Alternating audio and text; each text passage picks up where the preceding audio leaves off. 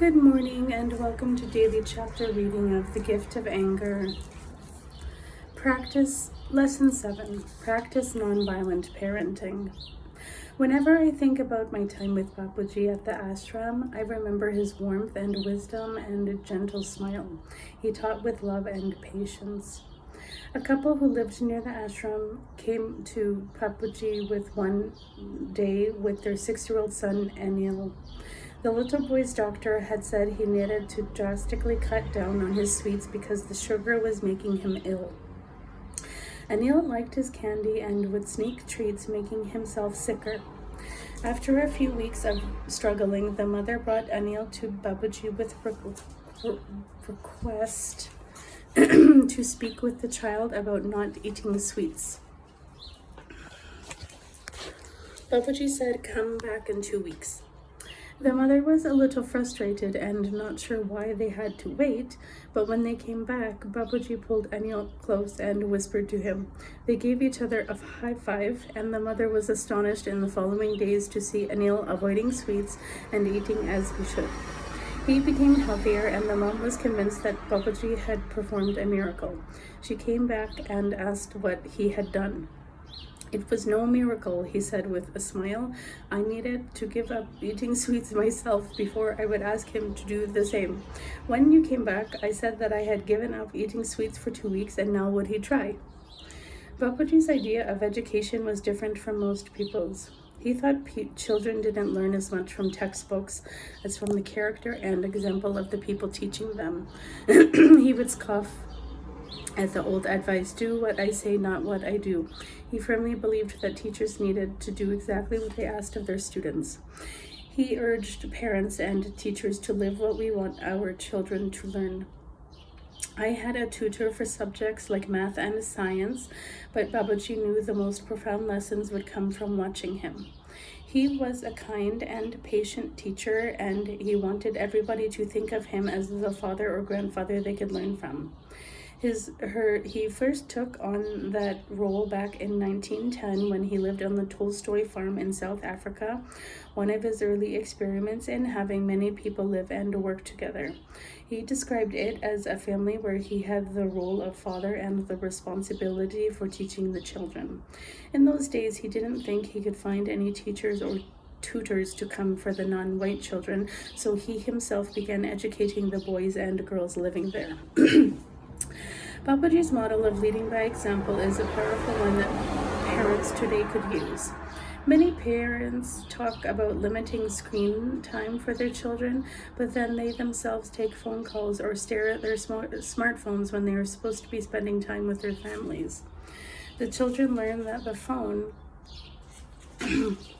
electronic device is more important than anything else, and certainly more important than they.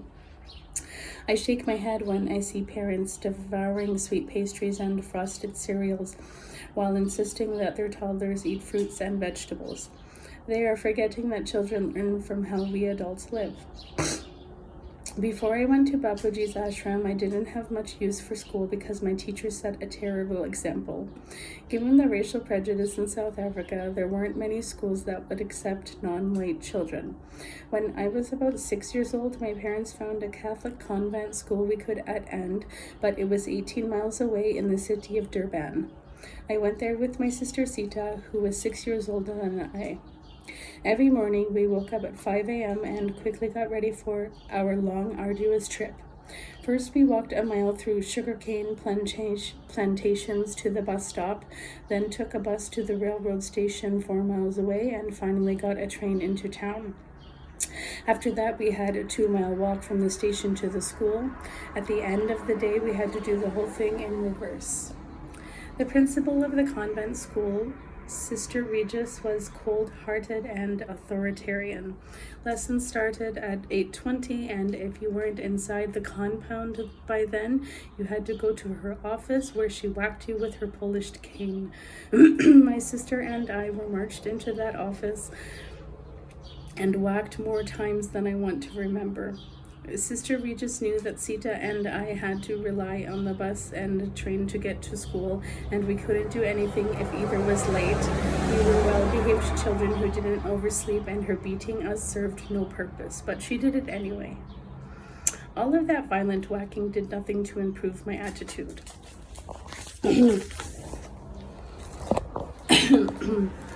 And it certainly couldn't help me be on time more often. All it did was turn me into an angry child who loathed going to school. Psychologists now tell us that children who are hit are more likely to be violent later in life, and my own experience tells me that's very true. When I left Sister Regis' office with my skin stinging from her cane, I felt powerless and angry, and all I wanted to do was hit someone. An adult beating a child only sets up a useless cycle of violence. Years later, conducting a workshop for teachers in Memphis, I was shocked when one teacher after another insisted that the best way to discipline children was to paddle or spank them. One teacher explained that after she hit the children in her classroom enough, they learned to fear her, so all she had to do was glare at them to get them to behave. She might have been proud of her approach, but as with Sister Regis, the long-lasting results could only be damaging. Not only was this teacher educating her children in violence, but she had to continually escalate her own violence to keep control. Her method of teaching breeds disrespect. Her students had been dehumanized. I was stunned that this kind of violent teaching would be accepted in American schools, but I am even more shocked to discover that today 19 states still allow physical punishment. Estimates find that some 200,000 children are beaten in our schools every year by adults in authority. We need to stop calling this discipline and admit that it is violence against our children. We are allowing those in power, the teachers and principals, to get out their frustrations by attacking powerless children. Parents and teachers resort to hitting only when they are too weak themselves to handle better and more sophisticated forms of teaching. However, some parents who now shun physical violence resort to equally damaging techniques. I cringed when I heard a story recently of a teenager made to stand outside wearing a sign saying, "I'm a bully. Honk if you hate bullies." It seems to me that the parent who demanded that punishment was the real bully. What is bullying if not using your power to humiliate someone you perceive to be weaker than yourself? The repercussions of shaming children this way, using emotional violence against them, can be severe. I was shocked when I heard about a father who hacked off his 13-year-old's daughter's long hair to punish her for sending racy photos to a boy at school. He videotaped her trembling afterward as he taunted, "Was it worth it?" The video ended up on YouTube. Shortly afterward, the young girl jumped off a bridge and killed herself. I stayed in my seat until it ended at 5:30.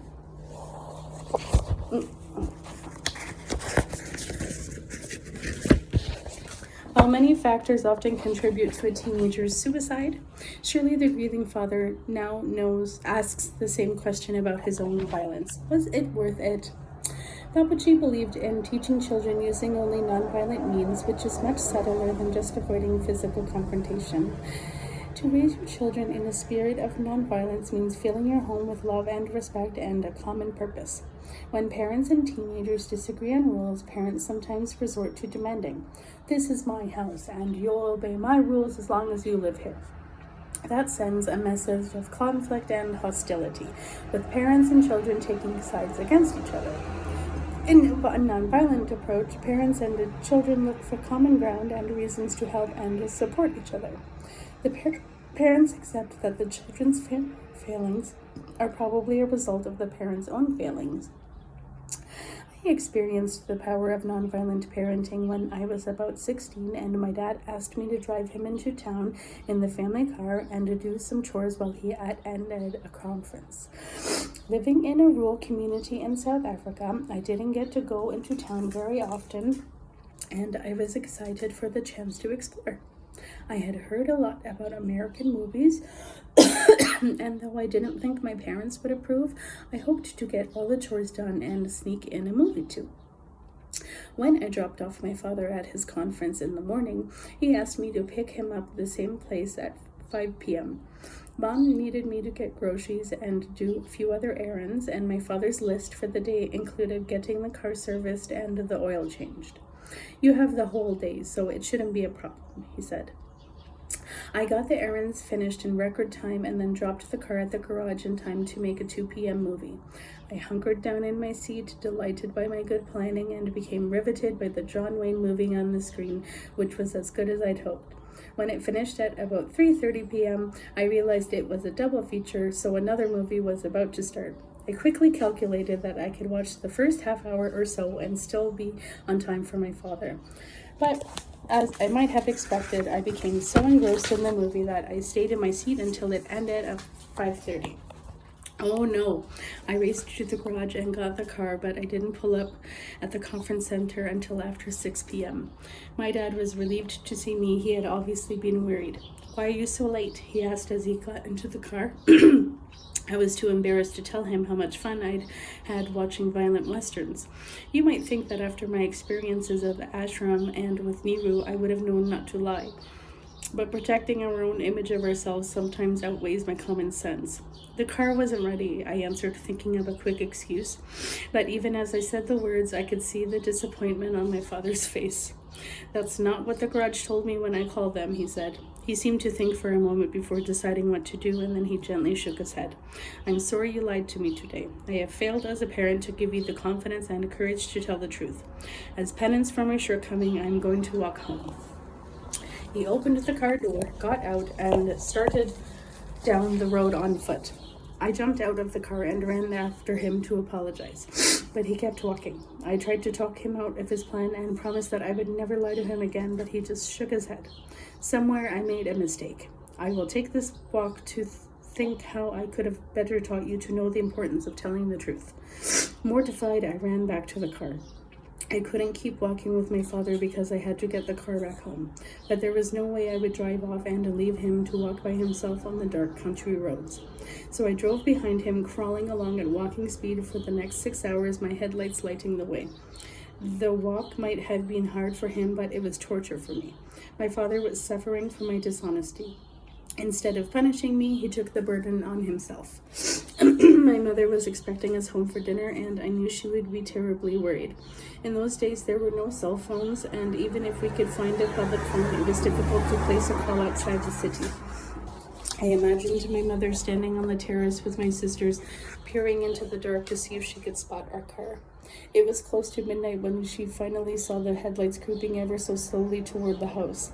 She assumed that we were delayed by some mechanical problem with the car. It was only when we went inside that she learned what had happened. Had my father simply punished me, I am sure I would have felt humiliated instead of guilty, and the humiliation would have led to disobedience and revenge or a desire to hurt someone else. By using the nonviolent method he had learned from Babaji, my father made me his partner in both the problem and the need to correct it. The impact of that is powerful and long-lasting and will achieve more positive results than coercive or violent approaches. Babaji's methods help parents achieve their goal of raising confident, emotionally intelligent, engaged children. Children flourish when they are respected and see that the adults in their lives aren't asking them to do something they would never undertake themselves. The goal is to make our children strong people who are not victims of other kids' bad behavior. The news is full of images of kids attacking each other while friends stand by recording the action with their phones. Babaji would not ask, "What's happening to our children?" because the answer would be clear to him. We can't blame children for being callous or uncaring if we haven't shown them what positive values look like. Parents buy their children fashionable clothes and the latest toys, but the children still want more. So the parents complain that they aren't grateful.